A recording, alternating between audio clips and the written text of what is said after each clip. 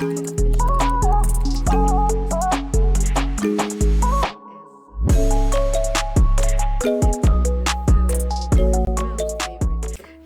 let me introduce myself to you. My name is Inna Solovyova. I'm a university professor, stand-up comedian, and a PhD, teaching foreign languages half of my life, maybe the best part of my life. And I'm absolutely dedicated to the Russian culture as specifically a very important part of our DNA, which is old Soviet movies. The movie we are going to talk about today, to analyze it, is not very old. It was made back in 1982 when I was 4 years old. Yes. So, and interesting that it is like double retro, yeah, because it depicts the events back in the early 1950s, and it was made in 1982, which are too many figures for me. I'm just a linguist. Okay, nevertheless, it's an absolutely amazing movie because it has so many quotes in it, so many phrases that are now a very important part of our Russian DNA, of our culture DNA. And many people use the phrases from this movie without even realizing where they belong, without even seeing the movie ever. So today I'm going to show you my favorite bits, my favorite pieces of this movie which contain these famous quotes. Yes, and metropolises like Moscow share apartment with many roommates, yes, flatmates. In fact, they were called communalki, where people were living like, well, not like one family, of course, but they were sharing everything, the bathroom, the kitchen, the lobby. So it was pretty close sense of community in such places.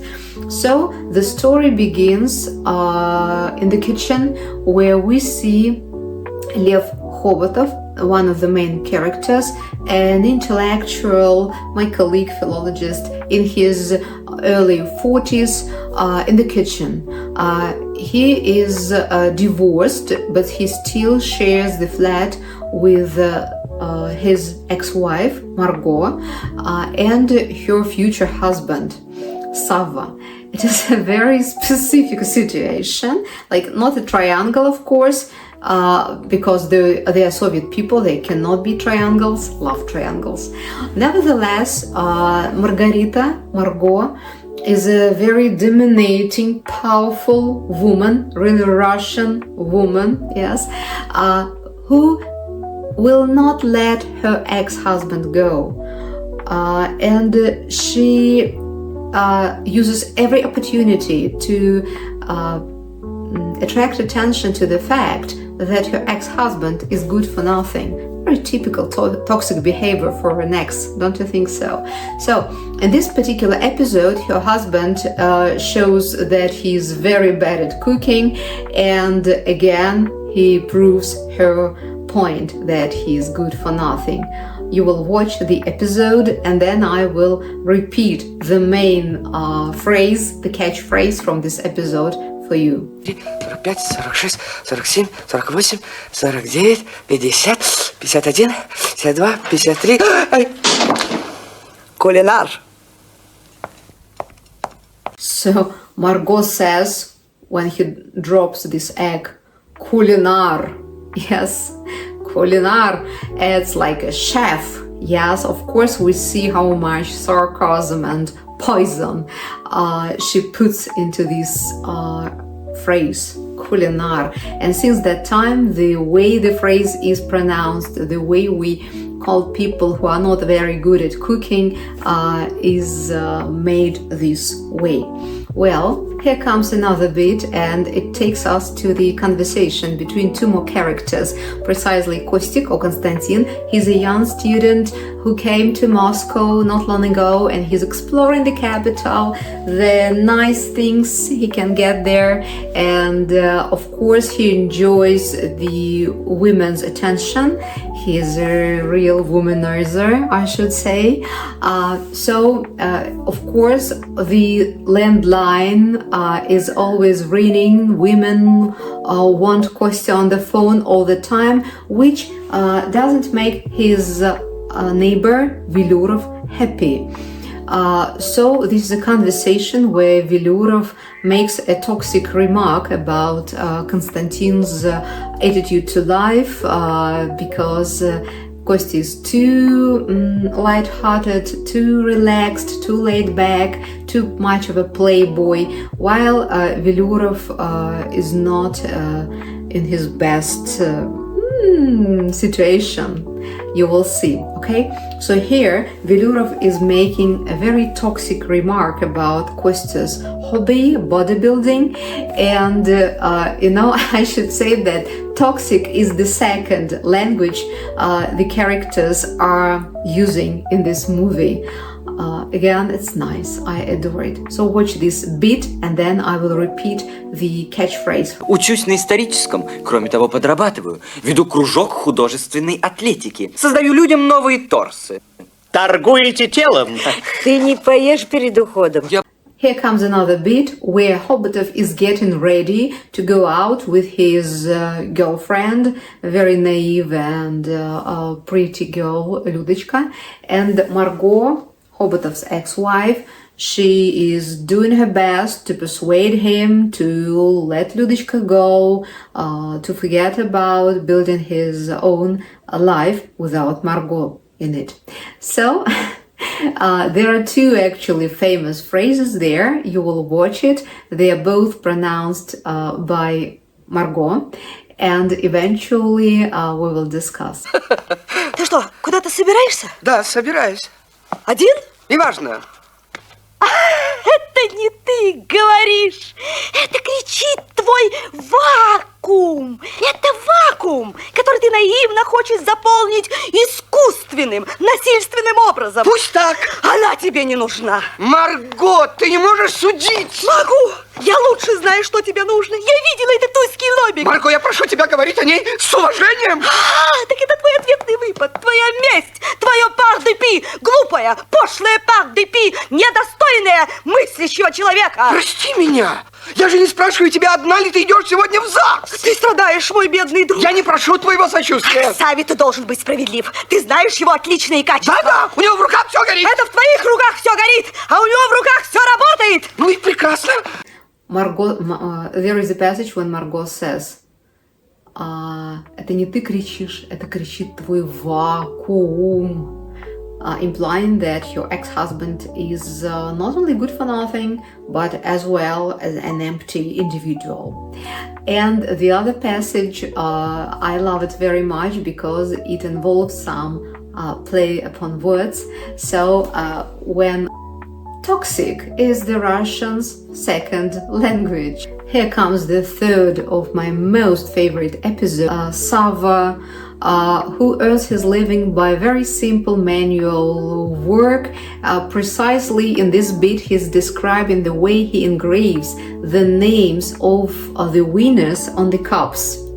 Where now this is Hobotov's turn, who is a bit drunk, to make a toxic remark.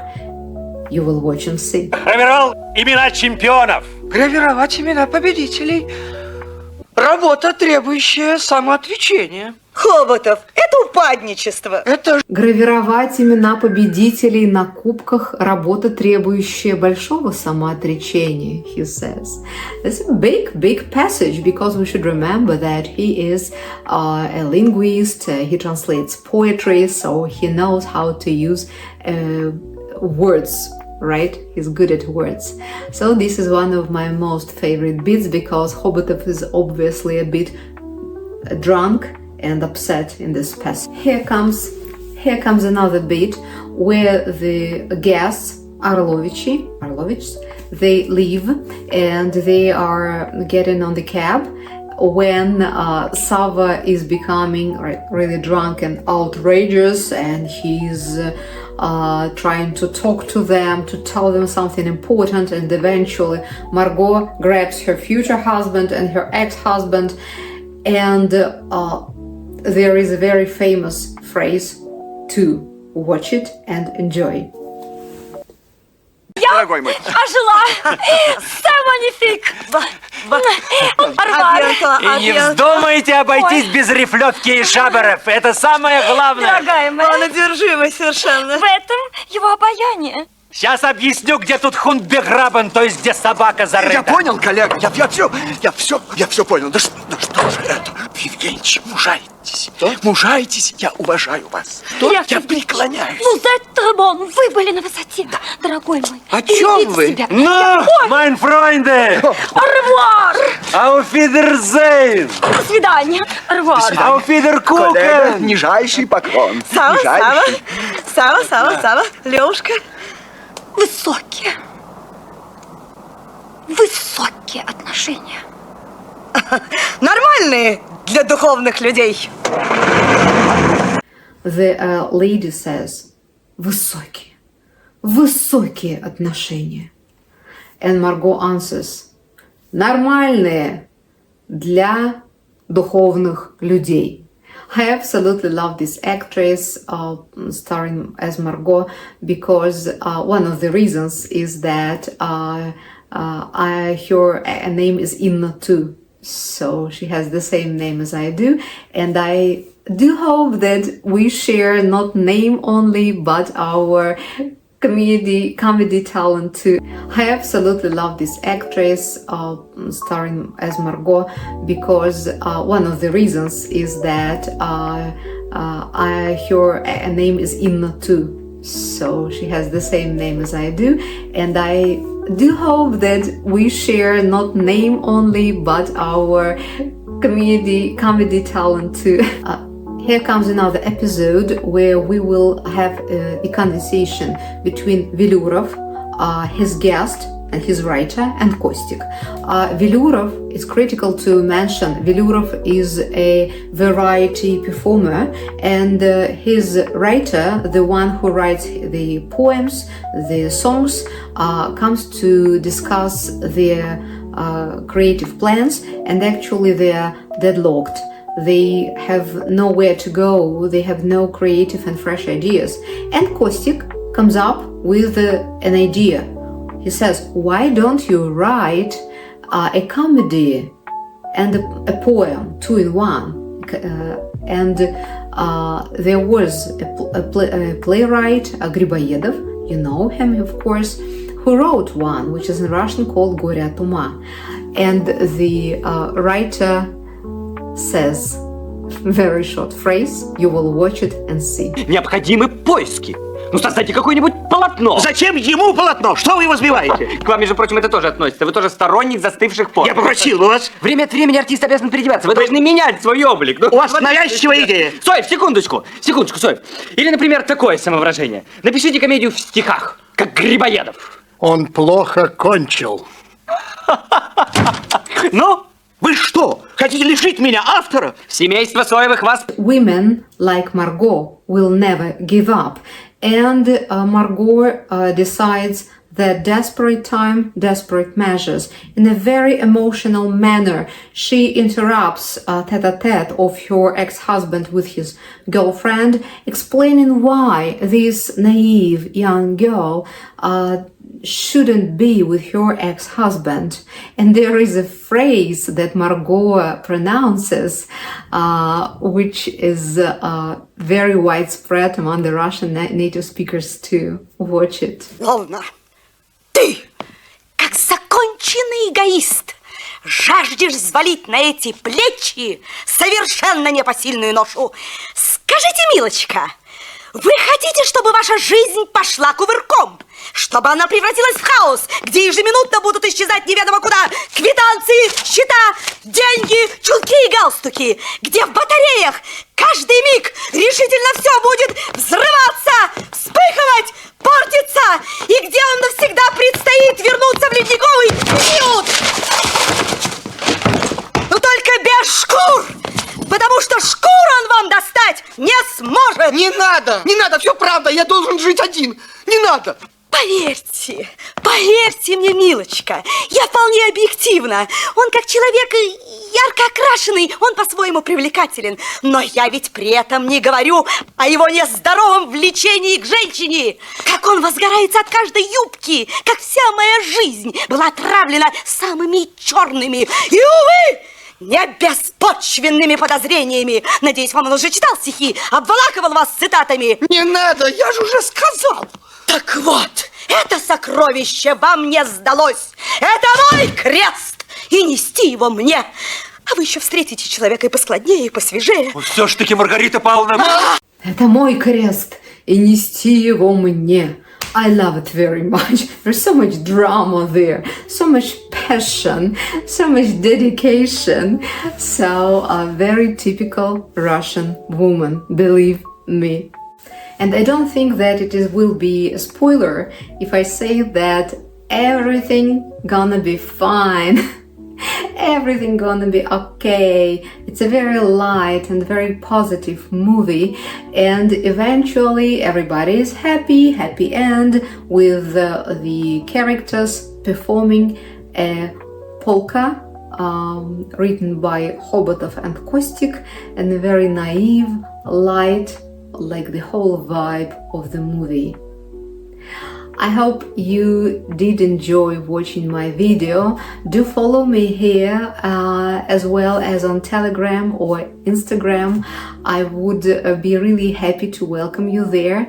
And please subscribe to this channel, like the video and share it with your friends. Immerse yourself to the Russian culture with me, Inna Solovyova, from Russia with love. Ne veux pas que je danse, mon papa, ne veut pas que je danse la polka. Присоединяйтесь к нам. Я ее робею. Верите, слово боюсь сказать. Мой папаш запрещал, Чтоб я польку танцевала.